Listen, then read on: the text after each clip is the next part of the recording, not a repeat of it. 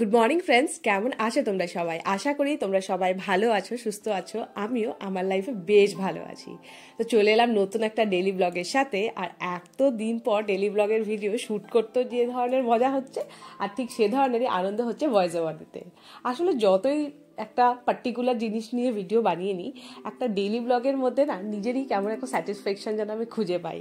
তো নিজের কাজ, নিজের পরিবার, নিজের সংসার সমস্ত কিছু নিয়ে একটা আলাদা ধরনের জগতেই মনে হয় থাকি। আর সেগুলোই যখন ক্যামেরাবন্দি করে সুন্দরভাবে ভয়েস ওভার দিয়ে তোমাদের সাথে শেয়ার করি না, সত্যি আমার নিজের মধ্যে একটা স্যাটিসফ্যাকশন লাগে। আমি জানি না তোমাদের দেখতে ভালো লাগে না খারাপ, কিন্তু আমার কিন্তু ভীষণ ভালো লাগে। তো আজকে যে ব্লগটা শুরু করছি সেটা ঠিক একদম বিকেলের টাইম থেকে শুরু করছি। ধরো ঘড়িতে এখন 5টা সাড়ে 5টার মতো বাজে। আজকে হাজব্যান্ডের অফিস ছুটি থাকায় সারাদিন ধরে কম্বলটা ঠিক বিছানাতেই পড়েছিল। কি আর বলবো বলো, ও বাইরে বেরোয়নি। আর দুদিন ধরে না বিশাল রোদ ছিল আমাদের এখানে, মানে যাকে বলে বাড়ির তোয়ালা থেকে শুরু করে সোয়েটার সমস্ত কিছু এক রোদে শুকিয়ে গেছে। কিন্তু আজকে সারাদিনটা হঠাৎ করে এত বেশি মেঘলা হয়ে গেল, মানে সকাল থেকে সূর্যি মামার তো কোনো দেখাই নেই। আর মোটামুটি বিকাল গড়িয়ে গেলেও এখনো পর্যন্ত প্রচণ্ড ঠান্ডা একটা স্টার্ট হয়ে গেছে। মনে হচ্ছে আবার নতুন করে ঠান্ডা না পড়ে যায়। বাবা আর ঠান্ডা না, আর ভাল লাগছে না গো। কবে যে মানে গরমকাল আসবে তার জন্য না অধীর অপেক্ষায় আমি বসে আছি। বিয়েবাড়ি থেকে আসার পর বাড়ির কাজকর্ম এককালে সেরে নিয়েছি। যাকে বলে কোনো কাজ কোনো জায়গায় বাকি রাখিনি। কারণ কি, মাঝখানে তো ব্লগিংও করার প্রয়োজন হতো না, কারণ ওই শর্টসগুলো দিচ্ছিলাম আর বিয়েবাড়ির ব্লগগুলো আপলোড করছিলাম। আর ওই চক্করে না আমার এত বেশি লেট হয়ে গেছে সমস্ত ব্লগগুলো শেয়ার করতে। মাঝখানে শর্টস দিয়ে দিয়ে অ্যাডজাস্ট করছিলাম, কারণ বাড়ির ডিপ ক্লিন যখন তুমি করো না, তখন দেখবে ঠিক ব্লগ করতে বা কাজের মধ্যে ক্যামেরা ধরতে কিন্তু একেবারেই আমার তো মানে হয়ই না ওই সময়টাতে। মনে হয় যে না, কতক্ষণে বাড়িঘরের কাজ কমপ্লিট করি। আর ডিপ ক্লিনিংয়ের ক্ষেত্রে একটা জিনিস দেখেছি যে প্রচণ্ড সময় লেগে যায়। আর মাঝখানে সূর্যি মামারও যথেষ্ট কৃপা ছিল, খুব সুন্দর রোদের জন্য বাড়িঘরের কাজ কিন্তু একতালে হয়ে গেছে। তো যাই হোক, বাড়িঘরের কাজ কমপ্লিট করে গিয়েছিলাম মামার বাড়ি, মানে মামা শ্বশুরের বাড়ি। ওই যে যেই মামা শ্বশুরের শালার বিয়ে ছিল ওখানে গিয়েছিলাম। মামারাও চলে এসেছে, বললো যে চলে আয়, একটা ছোটো মোটো করে পিকনিকের মতো করা যাক। তো সেই সুযোগ কি আর ছাড়া যায়? সকালে রান্নাবান্না করে নিয়েছিলাম, রাতের রান্নাবান্না অল্প আড্ড ছিলই জানো।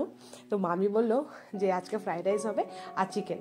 আর চিকেন কষাটা পিকনিক হলেই তো জানোই, উনুন ছাড়া কোনো অন্য কিছুতে রান্নাবান্না সম্ভবই নয়। তার জন্য আমি যতটা পারলাম কাটাকাটি করে হেল্প করে দিলাম। বাকি ফ্রাইড রাইস হলো মামির দায়িত্বে, আর মাংস হলো আমার হাজব্যান্ড আর মামা শ্বশুরের দায়িত্বে। আর সবার শেষে আমার দায়িত্বটা পড়বে, যেটা হলো খাওয়ার।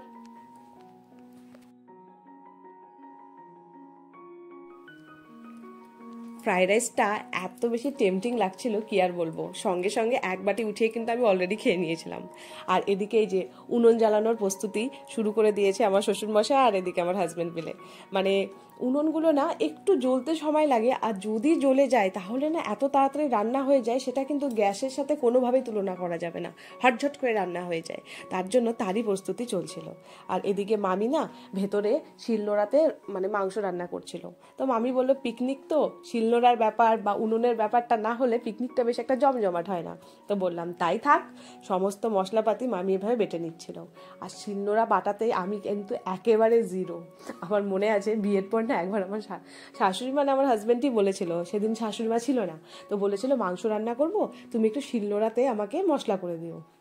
ফাইনালি গিয়ে তো আমার হাজব্যান্ডকেই করতে হয়েছে, সেই দায়িত্ব কিন্তু আমি একেবারে নিতে পারিওনি। আর সত্যি বলতে এখনও পর্যন্ত শেখার কোনো ইন্টারেস্ট নাই।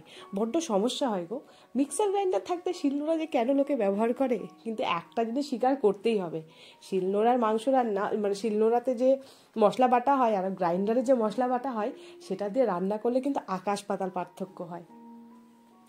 আর এদিকে দেখো, মাংসের জন্য নতুন আলু খুব সুন্দরভাবে তেলে ভাজা হচ্ছে।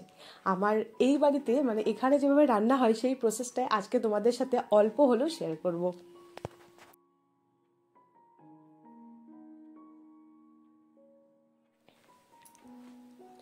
ওরা ততক্ষণ রান্না করুক, আমি এদিক ওদিকটা একটু ঘুরে দেখি। এই যে মামা বাড়িতে এই যে লঙ্কা গাছগুলো দেখছো না, এই সেম লঙ্কা গাছ মামা আমাকেও দিয়েছিল। কিন্তু দেখো, মাটিতে বসিয়েছে আর কোনো ধরনের যত্ন কিন্তু নিচ্ছে না, তাতে গাছ কি সুন্দর ফুলে পেঁপে উঠেছে। আর আমি সেই টবে বসিয়ে রেখেছি, একটার জায়গায় দুটো লঙ্কা দেয়, তার থেকে বেশি কোনো কিছুই দিচ্ছে না। আর ব্যাম্বো প্ল্যান্টগুলো দেখেছো, মানে এগুলো গাছ যখন মাটিতে মানে জলের মধ্যে রাখা যায় ঘরের মধ্যে তখন এত ছোট হয়ে থাকে, আর মাটিতে বসিয়েছে মামার এত সুন্দর গাছগুলো হয়েছে কি আর বলবো। আর মানি প্ল্যান্টটাও দেখো, এবার না দুবার আমি না মানি প্ল্যান্ট এখান থেকে নিয়ে গিয়েছিলাম, কিন্তু হচ্ছে না গো বাড়িতে, হয়তো মানি প্ল্যান্ট আমার বাড়িতে শ্যুট করছে না। তো যাই হোক, এদিকে তো হলো গাছ টাছ দেখার পালা, আর ওদিকে দেখো রান্না বান্না মোটামুটি শুরু হয়ে গেছে।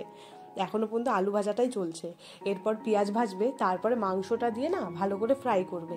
প্রসেসটা একটু আলাদা, কিন্তু বেশ কি বলবো, জিনিসটাতে না খুব বেশি টেন্ডার হয়ে গেছিলো, মাংসগুলোর মধ্যে মনে হচ্ছিল মশলা বা ফ্লেভারটুকু চলে এসেছিলো।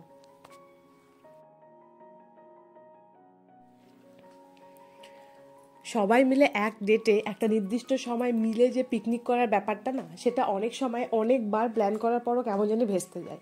তাই এবার আমি নিজে নিজে ডিসাইড করেছি যে না, সবাই মিলে না, যখন যেরকম পজিশন হবে একটু উনুনে রান্না করে নেব, সবাই মিলে মাংস ভাত খেয়ে নেবো, সেটাই এক ধরনের পিকনিকের মতো হয়ে যাবে। নইলে না সবাই একসাথে করতে গেলে সবার টাইমের ম্যানেজমেন্টটা হয় না, কারো এদিন অসুবিধা কারো ওদিন অসুবিধা। তার জন্য এইভাবে করেই 2-5 জন মিলে একটা ছোটো মোটো পিকনিকের আয়োজন করে নিজেদের মতো খেয়ে নিলাম, আর এটারই নাম দিয়ে দিলাম পিকনিক। এই যে সবাই মিলে মাংস রান্না হচ্ছে, তার সাথে গল্প আড্ডাও তুঙ্গে রয়েছে। আর গোটা গল্পটা কী নিয়ে হচ্ছে জানো, বিয়েবাড়ি, মানে যেই বিয়েবাড়ি আমরা সবাই কাটিয়ে আসলাম সেটা নিয়ে পুরো গল্প এখনো পর্যন্ত চলে যাচ্ছে।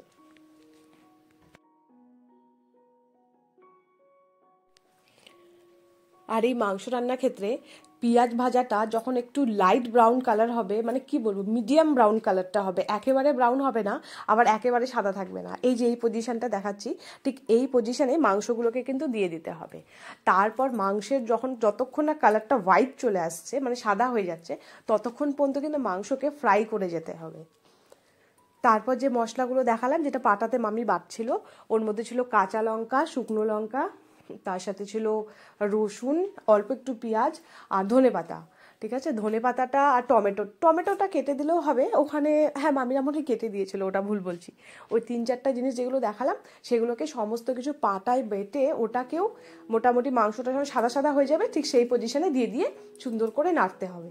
তার সাথে লবণ হলুদ, আর লাস্টে নামানোর সময় একটু জল দিয়ে নেবে বয়েল করে নিয়ে, লাস্টে নামানোর সময় ওই বললাম যে একটু ধনেপাতা কুচি আর গরম মশলা, বাস তোমাদের সুন্দর পিকনিক স্টাইল মাংস একেবারে রেডি।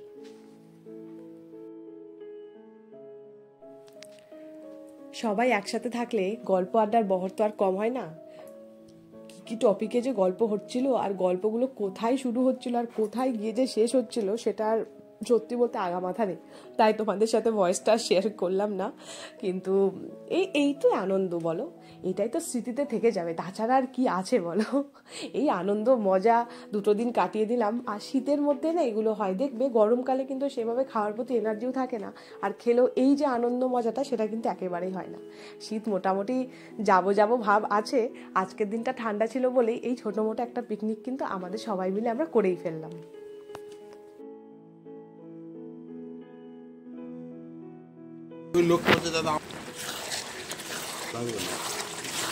আলু দিবে না, কাজু দিবে না, না উঠছে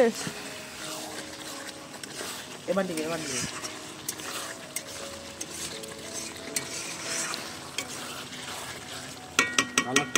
সন্ধ্যার সকালে এক্সট্রা ব্যাচ।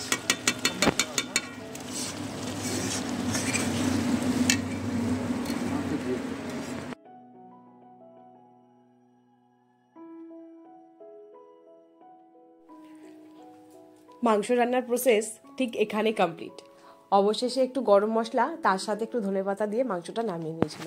তো এই যে এদিকে আসলে সবার না একটু লেটই হয়ে গেছিলো, উনুনের জালটা একটু আস্তে আস্তে লাগছিল, তো ঘড়িতে মোটামুটি 11টা মতো বেজে গেছিলো।